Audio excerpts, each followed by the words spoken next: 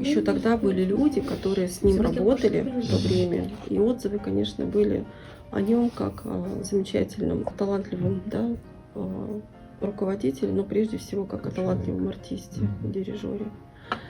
Все только добрые воспоминания о нем, очень добрые, и говорили о том, что при нем коллектив жил совершенно какой-то другой жизнью. Есть мысль как раз в начале этой улицы, там, где театр, да, установить некую такую, ну, скульптуру или скульптурную композицию прямо на пешеходке.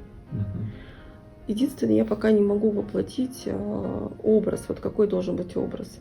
Пару художников пробовали рисовать, но они как-то не поймали. Но дело в том, что он же не только певец, да, то есть он и музыкант, и поэтому тут может быть и с дирижерской палочкой, может быть еще как-то. Ну вот если кто-то в Татарстане бы, конечно, взялся, но тогда, когда я увидела Нуриева, я как-то расстроилась, что вот нам бы так, конечно, не хотелось. Думала, почему бы не увековечить его имя. Единственное, что начались вот некие такие препятствия, сами понимаете. Бюрократические. Да? Бюрократические. Несмотря на то, что вроде мой потенциал тоже не маленький. Во-первых, мы хотели это сделать на стенах театра.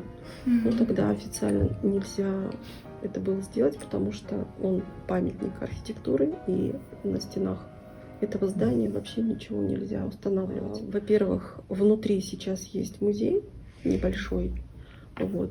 Сделать просто постоянную экспозицию, которая будет посвящена, все-таки 10 лет, это не маленький срок.